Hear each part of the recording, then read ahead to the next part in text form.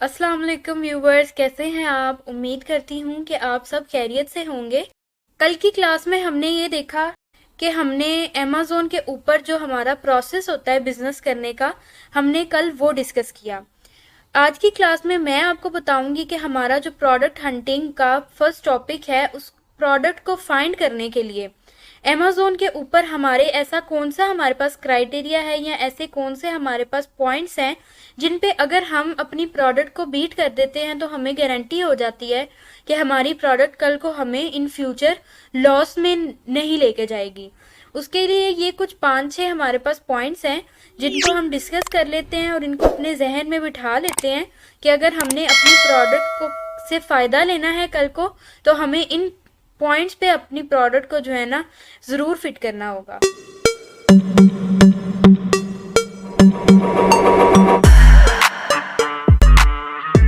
Ji, criteria of selling product on Amazon, ये हमारा basic criteria है ये सारा।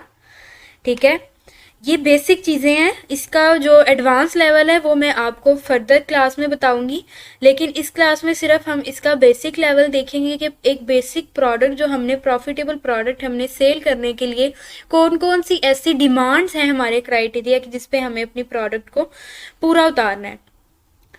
सबसे पहली चीज़ आ जाती है इसमें हाई डिमांड। सबसे पहली चीज़ है हाई डिमांड।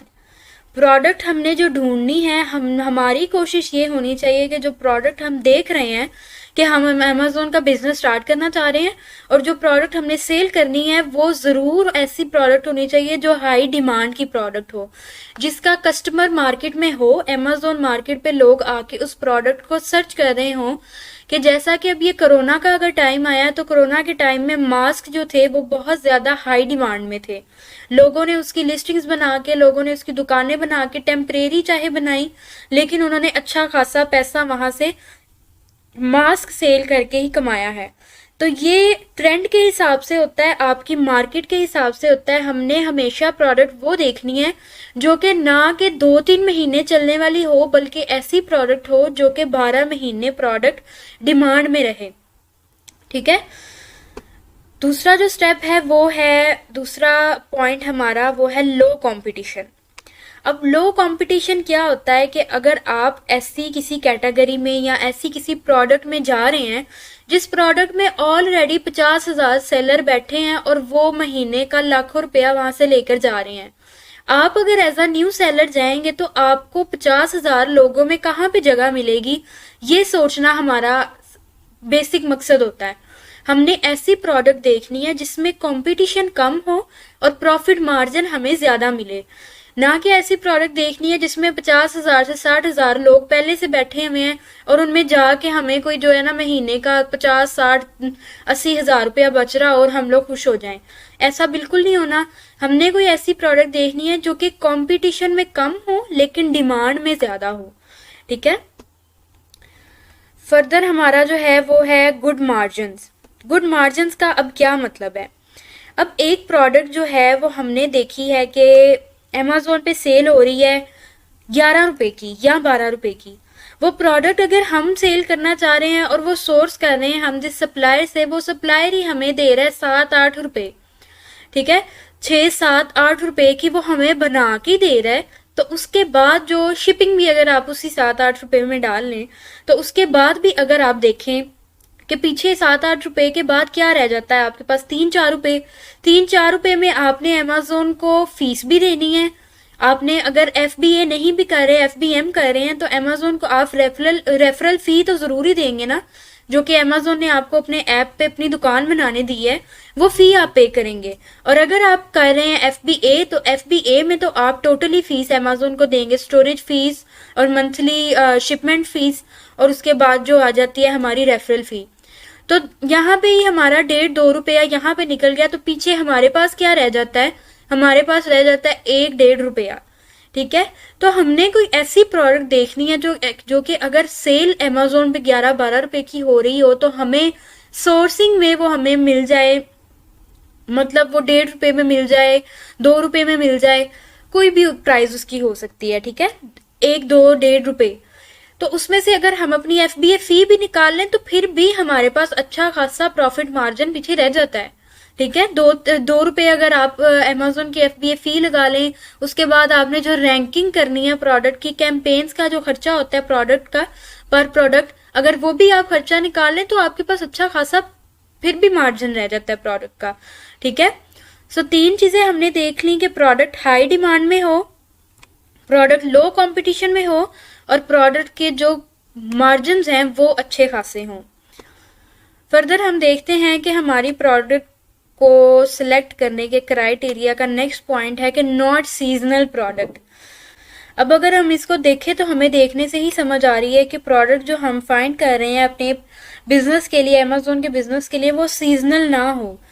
इसका मतलब क्या है कि अगर आप क्रिसमस देख लेते हैं कि क्रिसमस आ रही है, साल में एक बार क्रिसमस आती है, तो क्रिसमस के मंथ में क्रिसमस की चीजें कितनी ज्यादा सेल होती हैं, उनकी लाइटिंग हो गई, टोपियां हो गई, उनके कॉस्ट्यूम्स हो गए, वो चीजें क्रिसमस के टाइम पे बहुत ज्यादा हाइप पे होती हैं और वो सेल हो रही होती हैं। लेकिन पूरा साल वो चीजें जो है ना सेल होती हैं, ना उनको कोई खरीदता है, ना उनकी डिमांड होती है। उसके बाद अगर आप देख लें कि जो हमारे ग्लव्स होते हैं या सॉक्स होती हैं सर्दियों की, तो वो सिर्फ सर्दियों में चीजें सेल होती हैं। उनको अमेजोन के ऊपर सिर्फ लोग सर्दियों में जैकेट्स को, स्वेटर्स को या मफरल्स जो होते हैं, इन सब चीजों को लोग सर्दियों में सर्च करते हैं, जाके वहां से परचेज कर लेते हैं। लेकिन वो चीजें गर्मियों में कोई भी नहीं ढूंढ रहा होता और ना ही कोई गर्मियों में उसको सर्च कर रहा होता है। आपने ये चीज हमेशा इस चीज को मेक श्योर करना है कि आप जिस भी स्टेट में चीज सेल कर रहे हैं, चाहे वो USA है, UK है, कोई भी कंट्री है, आपने वहां का ट्रेंड देखना है कि वहां पे कितनी देर गर्मी रहती है, कितनी देर सर्दी रहती है, कितनी देर कौन सा मौसम है या क्या चीज है, अगर कोई आपने ऐसी चीज सेल करनी है। अब कुछ ममालिक ऐसे हैं जहाँ पे सिर्फ और सिर्फ सर्दियां ही रहती हैं, तो वहां पे उस स्टेट में अमेजोन की उस वेबसाइट पे सिर्फ सर्दियों की चीजें बिकती हैं। मछली बनाने के चिमटे हो गए, फ्रायर हो गए, फ्राइंग पैन हो गए, या कोई ऐसी चीजें जो सर्दियों में यूज होती हैं, टोपियां, जुराबें और मफरल, जैकेट्स और ये सब चीजें कुछ ममालिक में सिर्फ ये सेल होती हैं, गर्मियों की चीजें वहां पे सेल नहीं होती। ठीक है, तो ये हमने देखना जरूर है कि प्रोडक्ट जो भी हो हमारी वो सीजनल ना हो। उसके बाद ये है कि specific selling price. Specific selling price का इसका मतलब यही है कि प्रोडक्ट की जो सेलिंग प्राइस है वो बहुत ज्यादा हाई ना हो। मतलब अगर हमारी एवरेज सेलिंग प्राइस अगर हम अपने क्राइटेरिया में देखें, जो मैं आपको फर्दर नेक्स्ट क्लास में बताऊंगी कि हमारा नेक्स्ट क्राइटेरिया के जो पॉइंट्स है वो क्या है, तो उसमें हमारी प्रोडक्ट की प्राइस भी है जो कि एवरेज प्राइस होती है $11 से हमारी $39 तक हमारी एवरेज प्राइस है। इस एवरेज के अंदर अंदर रहते हुए आप कोई भी डिजिट ले सकते हैं, कोई भी प्राइस का नंबर यूज कर सकते हैं, चूज कर सकते हैं। वो डिपेंड करता है आपकी प्रोडक्ट पे।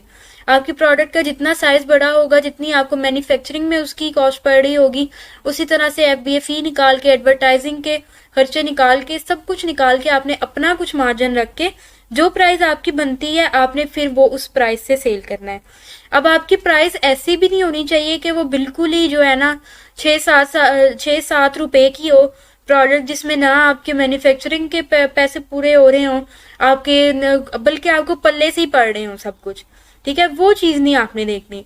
और दूसरा, आपने ये भी नहीं अब करना कि एकदम से आपने जो है ना पूरे साल का प्रॉफिट आपने एक ही दिन में ले जाना, कि आपने प्रोडक्ट की प्राइस ही रख दी $60 और $65, क्योंकि इतने पैसे ऑनलाइन की वेबसाइट पे कोई भी इतना आम बंदा नहीं सेल करता। कोई ऐसा इंसान जो कि बहुत ज्यादा क्रेज हो, जिसे कि ऑनलाइन ही चीज मंगवानी है और कोई नहीं चीज खरीदनी, तो वही बंदा ऐसा हो सकता है जो कि इतने पैसे खर्च करेगा। अदरवाइज एक आम इंसान, एक आम कस्टमर ऐसा कुछ नहीं करेगा।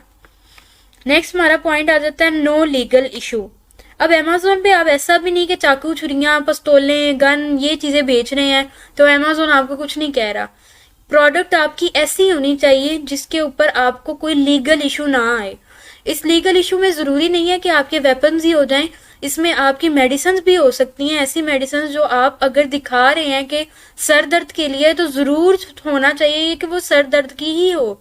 उसके लिए आपको अमेजोन को कुछ डॉक्यूमेंट प्रोवाइड करने पड़ेंगे, आपकी फार्मेसी के, आपकी मैन्युफैक्चरिंग के, ये वो।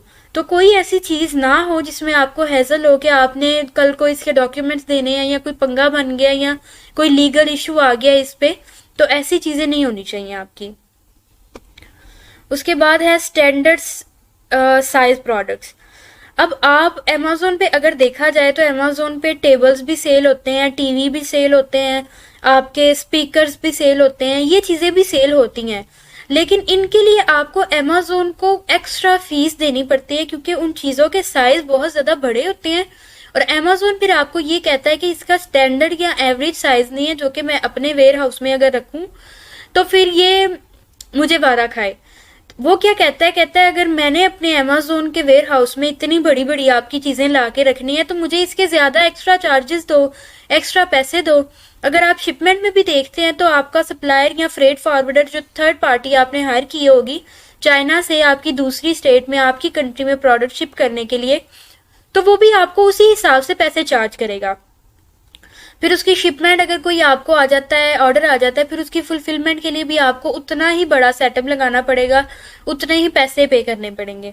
तो ये चीज ध्यान में रखें कि प्रोडक्ट का साइज जो है वो छोटा हो, इतना भी छोटा नहीं कि बिल्कुल ही वो माइनर सी चीज हो, बिल्कुल ही हाथ में भी ना पकड़ी जाए, कोई ऐसी भी चीज नहीं होनी चाहिए। एक आम कैजुअल या रूटीन की चीजें जो होती हैं आप उनको अमेज़ोन पर इजीली सेल कर सकते हैं।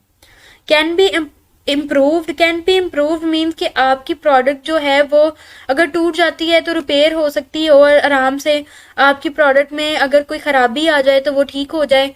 तो कोई ऐसी चीज ना हो कि अगर एक बार टूट गई तो जाया हो गई, या मतलब इसमें ये पॉइंट इतना जो है ना वो है भी नहीं इम्पोर्टेंस वाला, इसको आप छोड़ दें, इसको आप रहने दो। जो बाकी के पॉइंट्स मैंने आपको बता दिए हैं इन सब पे आपने हमेशा फोकस रखना है कि ये पॉइंट्स जो है ना ये हमेशा आपके जहन से ना निकलें, क्योंकि इन्हीं पे डिपेंड करता है कि आपका बिजनेस कल को आपको कितना प्रॉफिट देगा।